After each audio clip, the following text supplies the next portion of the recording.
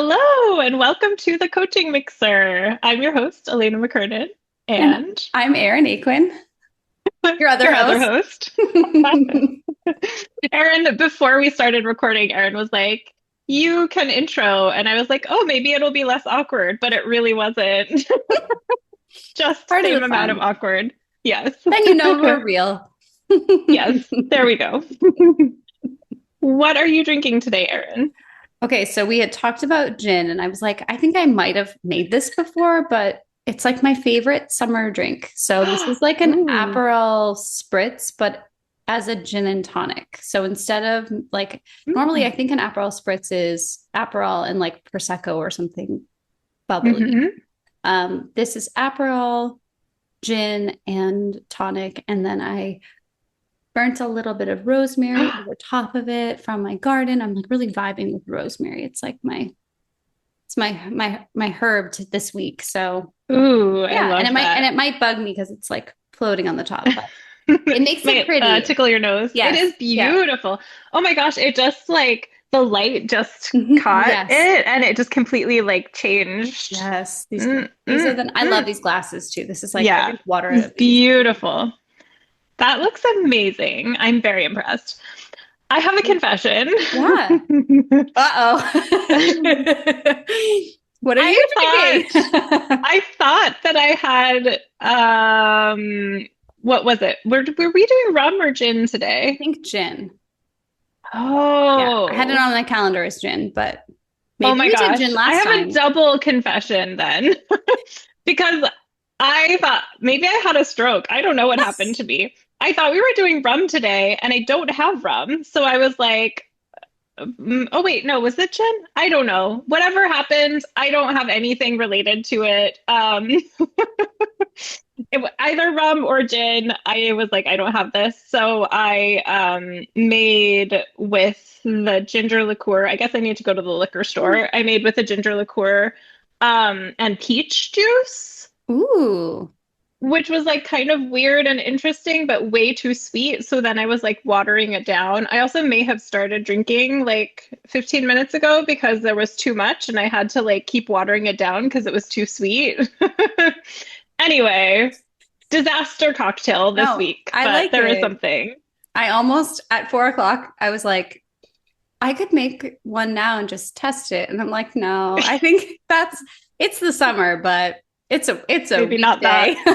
I'm Yeah, maybe we still, do like a slightly later version of this one yes, time where it's yes. our second cocktail and see what Yeah, happens. That would be pure chaos, but it could be fun. I love it. And you also have a topic for us. And you Yes. haven't told Okay. me, so it's a total surprise. I'm very excited. And now I feel like a little bit sheepish. I Hmm. hope you like it. Okay. So I was just thinking about mentors and teachers and Mm. how like I think it's a pretty natural progression for students to like kind of always have someone they're looking up to, but then reach some points where maybe they diverge from those mentors or maybe they see like, oh, those mentors are actually human and I don't like that. And it can be kind of a confusing and complicated process. So I thought it might be interesting as people who probably have been in a role both as like student and maybe also mentor and who have learned from people who are people and like Yeah, imperfect, like yeah. to just talk about how we navigate that. Because, like, I think my personal feelings have shifted quite dramatically Mm. over time. So it's just kind of something juicy that might be fun to talk Yeah. about. Yeah. I mean, what have you noticed has shifted for you over time around either being looked up to as a mentor or as looking up to other people as your mentor? I think for me, it's much easier. This is maybe an identity thing we'll get into when I'm halfway through the cocktail. Hmm. It's much Love easier it. for me to see Stay myself tuned. as like, yeah, as like this student who's like kind of looking up to people. And maybe that's changed a bit. I don't put people on pedestals anymore in the way that I used to. But I do think like in my development as a coach, I sort of had to go through the experience of being very disappointed in some of the people that I looked up to when I realized, like, oh, they are human, they have flaws, they don't operate exactly as I would. Mm-hmm. Um, and going through like that disappointment and maybe even like frustration or wishing they were different. Mm-hmm. And now I still think like it's important to hold our peers and the industry in general to a high standard. And also, I am not as bothered by that anymore. I'm like, yeah, of course they're human. Everyone's just like trying to figure this out. Nobody really knows the right way to operate. We're all kind of making shit up as we go. So I feel like I'm a lot more relaxed, I guess, around my mentors, and it's much easier for me now to like take the parts that are helpful and leave the parts that aren't. Yeah. What about you? I mean, I love what you just said because I think it sort of it's been my experience. Like I've had spiritual teachers and like I've had like Hmm. pretty serious commitment to people who then turned out to, as you said, be very human. Yeah. And the first couple of times that I was really felt like let down by a teacher or a mentor, I actually think coming into the coaching world, I know some people like have their coaches on pedestals and like think that, you know, whatever school of thought they learned coaching from, like that person's infallible. But I remember having like a moment with um, someone in a coaching setting who was, I definitely would consider a mentor. Hmm. Um, and they said, basically point blank, after, you know, we had spent tens of thousands of dollars doing their trainings and all the stuff. Very last day of one of these, like, kind of advanced trainings, said, I am making all of this up. Like, all of these things I just taught you are my thoughts. Hmm. And it's not like a haha gotcha moment. It's like, because I believe these things, I've created this whole world and a whole school around this particular teaching. And Hmm. I remember her kind of like just saying that. And I felt like tremendous permission to actually become like the whole training was about like thought leadership. And I was like, oh, she's not saying go parrot what I've been teaching you. Right. She's saying, I made all of this up with my creative mind and found things that worked for me in my life and have helped a lot of people. I hope you go do the same. Hmm. I found that so liberating. And I know a lot of people have different ideas and relationship to that person. And I'm not like, if anybody had like some kind of trauma thing with this person, you know, I can't say that this is more important than that. But like for me, coming out of a context where, you know, I had a lot of yoga, almost guru-y type spiritual teachers, to hear everything that you've invested so much of your time, energy, money into, it just made it all up. And Hmm. how, as like, this is how powerful your mind is. When you Hmm. believe something and you get behind it, you can make anything happen. And I was just, Yeah. this is very, like, I thought that was very cool. Hmm. And I mean, it's sort of, it's interesting. I mean, I've said this before, I think with you, it's all very similar to like the practice of magic. Like you're Yeah. calling something into being that isn't there, Hmm. believing it so hard, you're aligning your life to it. And I think that it's beautiful to have mentors that can be examples of that. Where I think it's problematic is when you're just kind of borrowing their thoughts and their beliefs and their system and Hmm. believing that because that particular bubble of stuff works for you, that the person must be perfect and everything they have to say on every topic must be perfect. Because I had another moment later on where someone was reflecting back to me this person's relationship advice. And I was like, that those were her thoughts about it. Yeah. I would never want the kind of relationships that she has. And I guarantee a lot of what she taught 10 years ago is probably not what she's saying now. Yeah. Like let her evolve and don't hold on to something that helped her figure out the life she was in. Right. Yeah. So it was, yeah, that's, I don't know. That's kind of where that's how I think about it, I guess, now. Hmm. I think that's such an empowering way to think about it. And it's interesting because I think like even 5 years ago, I I know 5 years ago, like I heard some of the people that I look up to talking about some of these things. And for me, I was like icky. Felt icky to me. I'm like, well, of course, like it felt like it was coming from a place of like, don't criticize me, which Right. it may or may not have been. Yeah. But now I think what feels the most empowering to me around this, and that's not going to be what's most empowering to everyone, but like what feels most empowering to me is identifying if I feel a sense of frustration or disappointment toward the person who I am like looking up to Mm-hmm. as like a little signal to me or like a flag that's like you care about this. Maybe you're being called to lead here. Maybe you have things to contribute in Mm-hmm. this area. And like that shift for me feels really good and really interesting. Yeah, and I mean I think where I've seen myself get into trouble and I've seen like other people obviously kind of fall into this is like when you think that because someone can teach about one topic that they somehow know everything. And I know that that's like very simplistic and no adult would say, "Oh no, of course, like that would be stupid." But I mean, Yeah.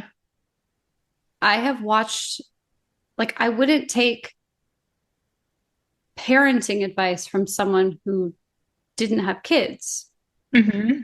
because it's theoretical. Hmm.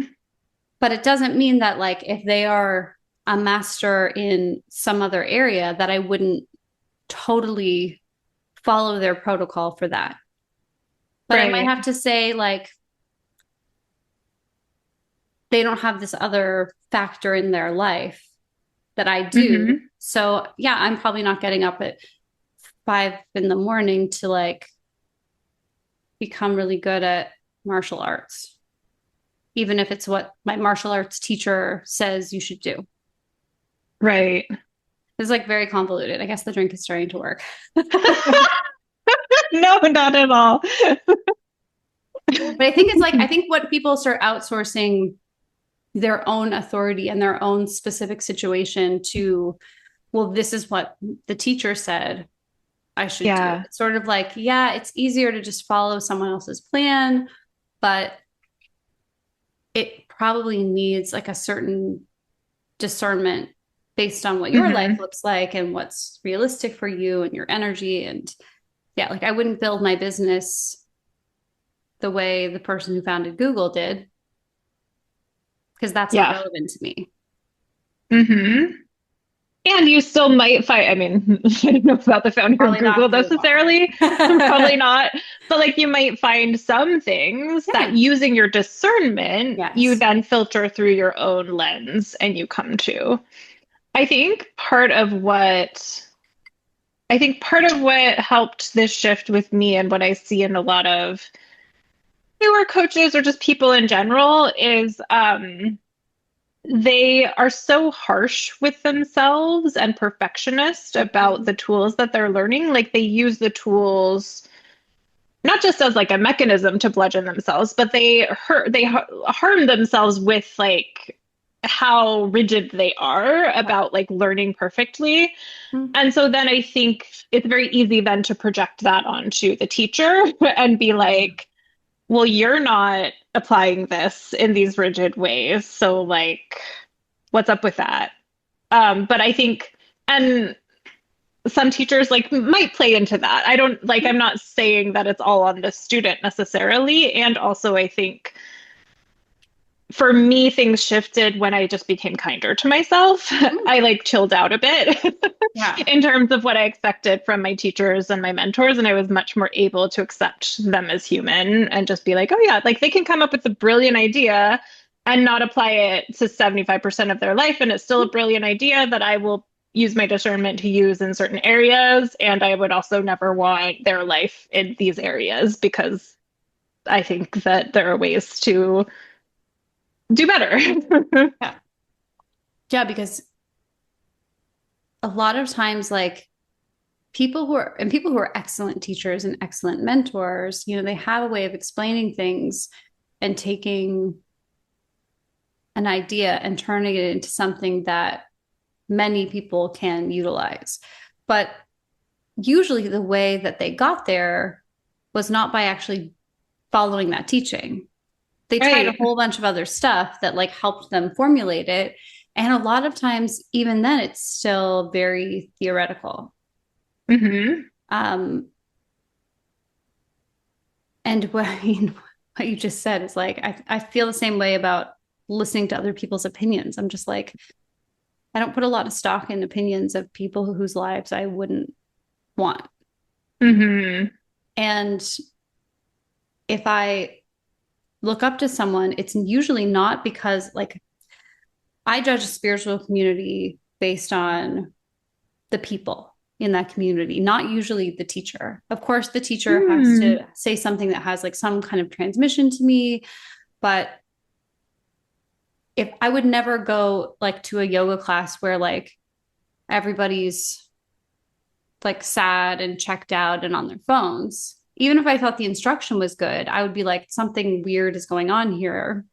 Right. I'm here for the field of attention, not just for how specific and anatomically correct the teacher is. Hmm. So I think it's kind of like there is a relationship between like the teacher and the community or the mentor and the people around them. Because just like coaches, it's like you could be technically the most precise, incredible coach who follows all the rules of whatever modality that you use.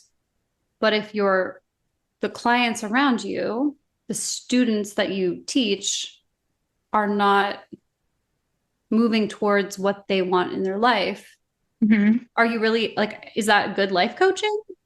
If you Hmm. technically executed it correctly. Hmm. So I kind of always like look at like how much are the people changing in the ways that this particular school of thought was supposed to help them. Yeah. I mean, I've had that experience as well in the reverse where there's been a coach or like a coach or leader who Mm-hmm. I'm like, they're okay. Like I could take them or leave them. Yeah. Maybe they're not like the level of skill that I might like to see, but they create like an amazing community. And I'm like, oh, Mm-hmm. I want to be a part of that. I've had Yeah. that experience before as Yeah. well. Yeah. I mean, I think that to me, it just like says something more. I told you about this experience I had. I went to this workshop where the first full day of the workshop, the facilitators just invited everyone to introduce themselves in a way that they had never introduced themselves before. And the Hmm. whole first day, 8 hours, was, I'm going to say maybe 10, maybe 12 people introducing themselves. Wow. And I mean, I'm not a therapist, so I don't think like I probably wouldn't need to repeat that experience. But their attention and the safety that they created was not like a technical skill. Hmm. It was not I mean, it was, but it was not like okay, everybody, let's recap how we were able to sit here in basically total stillness and completely hear everything that these people were saying. Like, Hmm. that is actually just years of experience. And that's some kind of like a collective field that's happening. Um,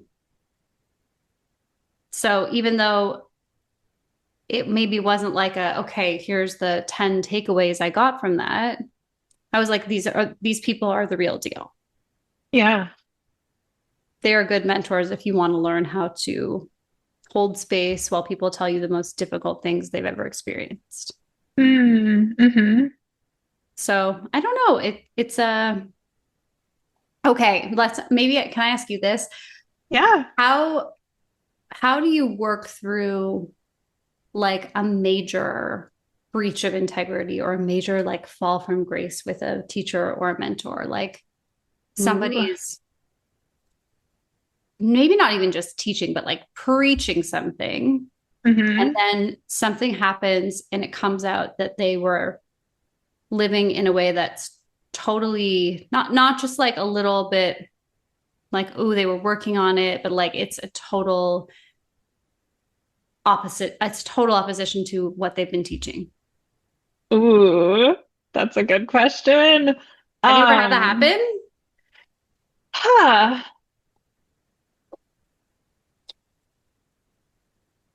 Um, so there was, I mean, sort of yes and sort of no. I think maybe not quite on that scale. Like no like secret lives that I'm aware of that I'm like you were intentionally misleading people. Right.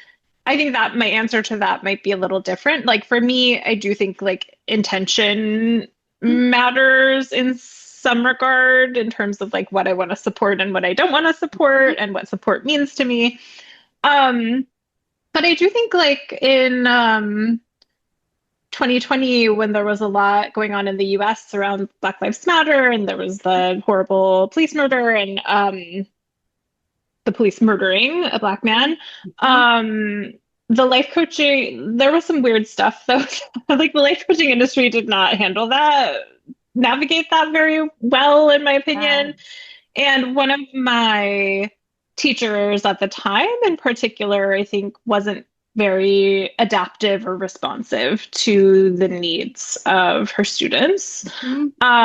And in a way, like her teachings it didn't it felt she felt it felt like she was very reactive Mhm. to invitations to step up and to like examine how she was operating and to make some significant changes um and in my mind that is like a misalignment of integrity because I do Mhm. think her tools if applied to this situation would have really helped her respond in a different way um and I think she was on her own timeline and her own process with that because she did ultimately, I think, practice, discernment around that and utilize some of her tools. And she became less reactive and she actually like integrated a lot of what people were telling her.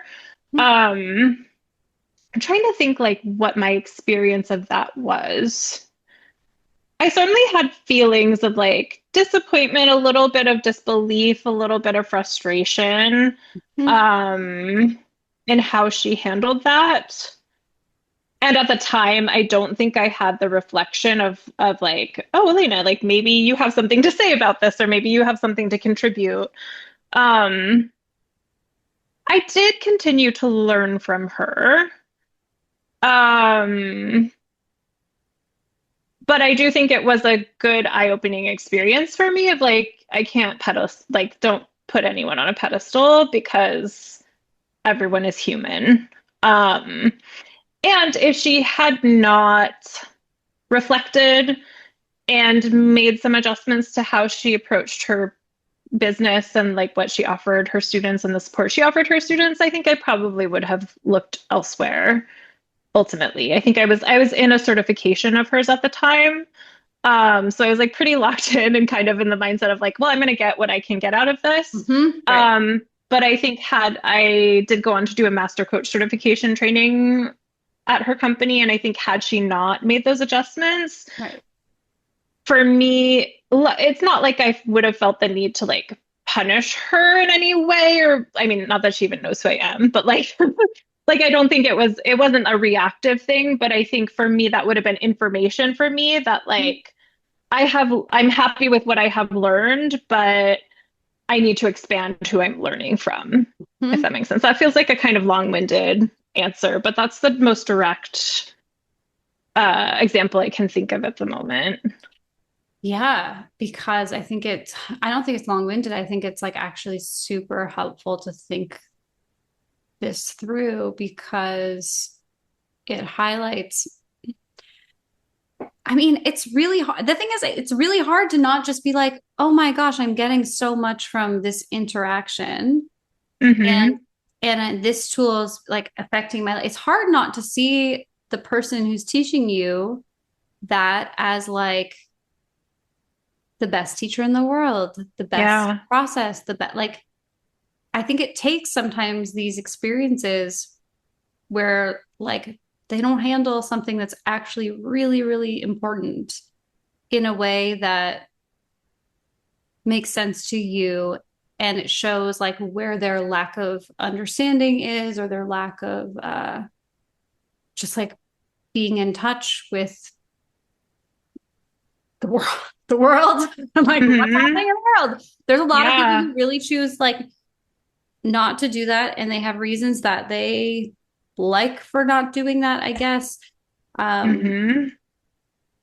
it's it's tricky, but I think sometimes it takes those moments to like remember that I've been getting nothing but like amazing information and experiences with this person. It is hard to just stop yourself from and be like, oh, they're human. They're probably Yeah. up in some way or another. Hmm. Because you've never And they seen have it. blind spots. No, they have no blind spots because look at how much my life has changed in relationship to what I've taken from that world. Hmm. I have a spiritual, it's somehow I have a spiritual teacher now who I really adore. Hmm. And in my mind, I'm like, I know this is a human. Yeah. I've had like heart to hearts with this person. I don't think I have him on a pedestal of any kind. But I notice in myself when someone's like, oh, I don't like his teaching, or I don't like resonate with how, or I like outright think that, you know, the way he's teaching this is totally wrong and not helpful at Hmm. all. I'm just like so taken aback. I'm like, oh, but Yeah. he's so humble and he's not trying to force it. He's like non-dogmatic. I'm just like, oh, but that's why it's Hmm. so easy for me to feel the level of trust that I have for him because he's never forced me to do any. I've had teachers who have strongly suggested things and not forced me to do anything, but like Yeah. I've had much more rigid teachers in my life. Hmm. So I think it's funny where I just like sometimes have to be like, this is my teacher for this topic. Hmm. I really appreciate and I like this person as a person. And I love the way that they teach. It's like the perfect way for me to receive the information I want to receive from them. And they couldn't tell me about how to parent. They couldn't tell me Right. about some other aspect of my life because it's not there. They could coach me on it, Hmm. but they couldn't give me insights, generic insights about parenting because they don't have that information. Hmm. I have to tell myself that sometimes. I'm just like, right. Yeah. Yes. Well, that's such a power, like it seems like a simple reminder, but I think what that's actually doing is it's like they reminding you that they're human and also Mhm. reminding you that you can trust your own Yeah. assessment of things and that there are some things that you are an expert on that they are not. Right. And so it's that discernment that we're talking about. Yeah.